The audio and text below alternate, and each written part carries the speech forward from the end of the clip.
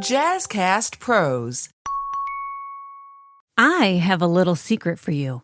What if I told you that the ultimate weight loss hack doesn't involve cutting carbs or sweating it out for hours? Forget fad diets and grueling workouts. How well you sleep might just be the missing key to managing your waistline. For years, you've been told that weight is simply a matter of what you eat and how much you move. But there's more to the story. In today's episode, we're exploring the powerful, often overlooked connection between sleep and your weight. You might be surprised to learn that your sleep habits affect not just your energy levels, but also your appetite hormones, cravings, and even your metabolism. Yes, those nights of skimping on sleep might actually be working against your weight loss goals. I'll be breaking down why prioritizing sleep could be the best weight loss plan you've ever tried. And don't worry, I'm also going to share practical tips on how to make quality sleep a consistent part of your life. So if you're finally ready to ditch the endless cycles of diets and workouts that don't deliver, it's time to try something refreshingly simple. Sit back, get cozy, and let's dive into how quality sleep, yes, the rest you've been craving, could be the ultimate secret weapon in achieving real, lasting health and a happier waistline. Let's get started. Welcome back to the Doze Podcast, where we dive into the fascinating world of sleep health. I'm your host, Soda Kuczkowski, and today we're exploring a topic that might surprise you. We're talking about sleep and your waistline. That's right. While diet and exercise often takes the spotlight in discussions about weight management, research shows that sleep might actually be one of the most important factors when it comes to keeping your body at a healthy weight.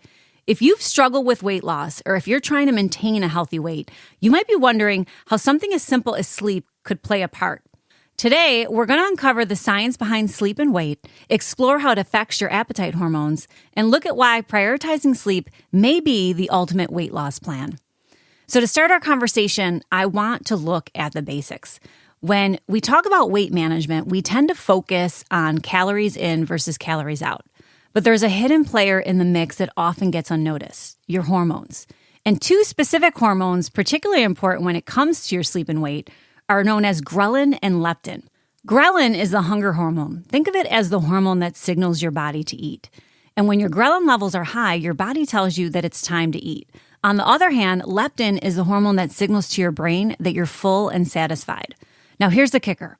When you don't get enough sleep, these hormones fall out of balance. Studies have shown that sleep deprivation increases ghrelin levels and decreases leptin levels, essentially causing a double whammy for your appetite. So when you're sleep deprived, you're not only feeling hungrier, but you're also less likely to feel full.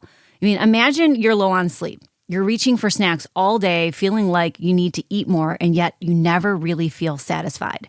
That's your ghrelin and leptin at work, driving you to consume more calories than your body actually needs, all because you didn't get enough rest. Research shows that you can actually consume upwards of 500 to 850 additional calories the day after poor sleep.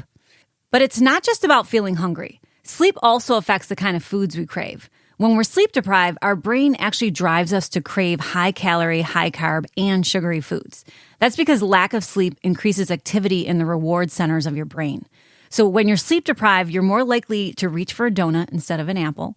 And let's be real, it's harder to resist those cravings when you're tired. This is also in part to the fact that your sense of smell is heightened when you're sleep deprived. So it's the reason why you're more likely to reach for that fried and fast food.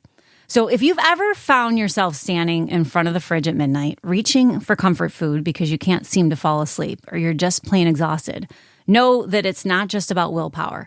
It's actually your body's biological response to sleep deprivation. And when it comes to your metabolism, many people don't realize that sleep plays a significant role in how your body metabolizes food.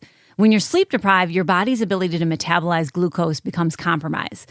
In other words, your body has a harder time processing sugar, which can lead to insulin resistance over time, a risk factor for weight gain and even conditions like diabetes. But here's where it gets really interesting. Researchers have found that people who get enough quality sleep have better regulated blood sugar levels and an easier time maintaining a healthy weight. So while you might think of exercise as the best way to boost your metabolism, getting a full night's sleep might actually be one of the simplest ways to support it. Think about it in this way. While you sleep, your body is essentially in maintenance mode. It's repairing tissues, processing information, and yes, balancing those all-important hunger hormones. Prioritizing sleep helps your body naturally regulate its hunger signals, reducing cravings, and improves how you handle glucose. So sleep might just be the best-kept secret when it comes to managing weight. So what does this mean for weight loss? Imagine a weight loss plan that doesn't require you to cut carbs or do high-intensity workouts. Instead, it simply asks you to prioritize your sleep, getting a minimum, right? 6.5 to 7. The recommendation is 7 to 9 hours each night, but of course that looks different for everyone. But not getting less than 6 hours per night. Studies show that when you get adequate enough sleep, you're not only less likely to overeat, but you also have a healthier balance of body fat compared to those who are sleep deprived. Studies also show that adults who sleep less than 7 hours per night have a 41% higher risk of developing obesity compared to those that sleep 7 to 8 hours. And for children, the risk is even higher, with sleep-deprived kids facing a 58% greater chance of obesity. Research has found a consistent relationship between short sleep duration, not getting enough sleep, right, and only sleeping for those shorter periods of time, and higher body index, your BMI.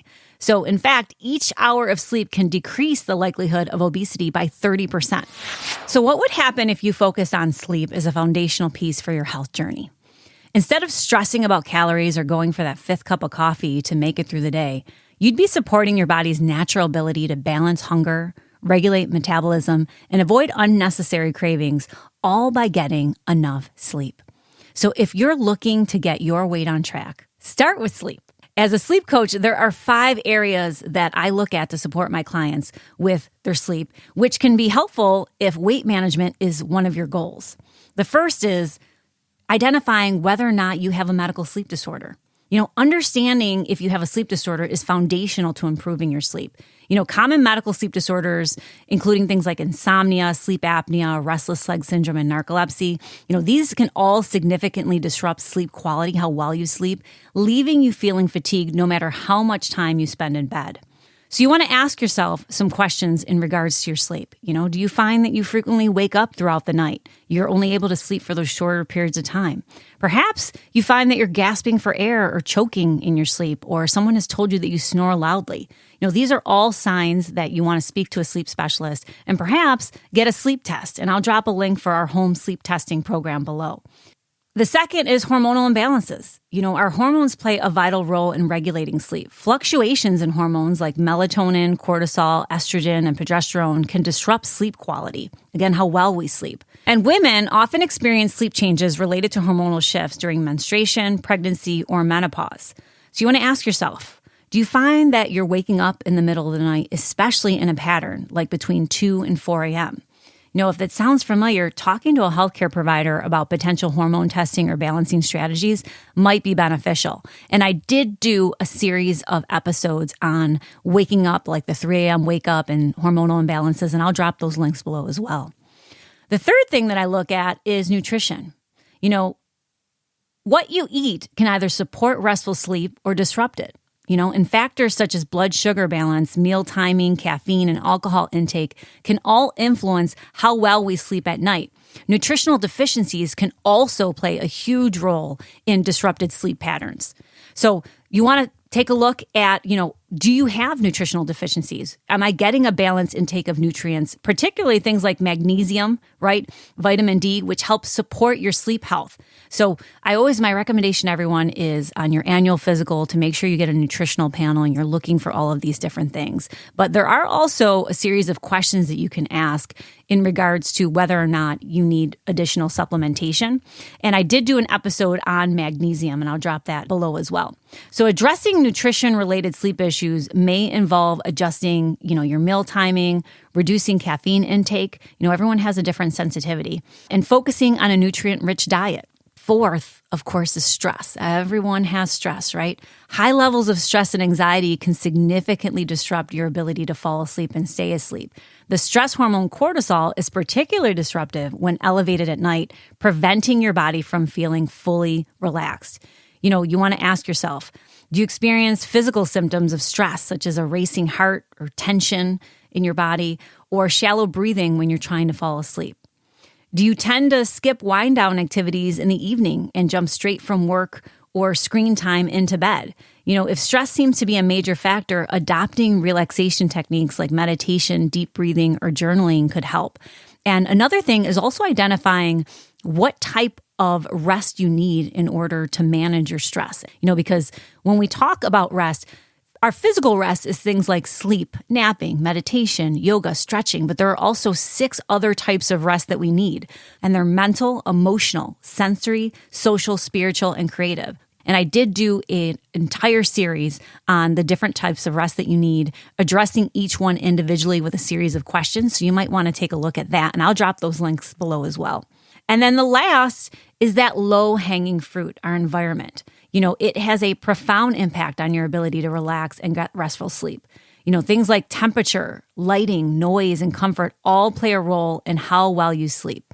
And something I can't emphasize enough is having a designated sleep space that's clutter-free, dust-free, right? You want to create a tranquil space that you want to only associate with sleep. One of the biggest factors that can affect someone's sleep is that they get inside of their own head, right? Once you've had issues, you start thinking, oh, well, how long will it take me to fall asleep tonight, right? We only want to go to bed when we're tired, and we only want to associate our bed with sleeping or intimacy, right? So you want to make sure that, again, your bedroom is cool, dark, and quiet. You want to take into account all the different environmental factors, thinking about it in terms of the senses, right? You want it to create and promote relaxation, right? So that's why a cool temperature is important to maintaining consistent sleep, right? You want to invest in blackout curtains so that you're blocking out all the light. You want to look at, do you have outside factors that can cause you to wake up at night, right? Like I live in an area where there's trains, so I need like a sound machine at night to be able to mask that. And I also use earplugs, right? All of these things can make a big difference in your sleep quality, how well you sleep. So by examining these 5 areas, you can begin to identify where improvements might help your sleep and take actionable steps towards more restful nights and better overall health. To sum it up, if you're looking to manage your weight, sleep might just be the most powerful and natural diet you can follow. Not only will you support your appetite hormones, metabolism, and cravings, but you'll also be taking a step towards better sleep. Remember, sleep is not a passive process. It's active restoration that influences everything from your energy to your waistline. So tonight, as you're winding down, remember, getting a good night's sleep isn't just something you should do. It's something that can truly transform your health and support your goals to look and feel better. Thank you for tuning in to the Doze Podcast with a Z. I hope today's episode gave you a new perspective on the relationship between sleep and weight. Join me next time as we continue to explore the world of sleep health and why it deserves to be a top priority in your life. Until then, sleep well.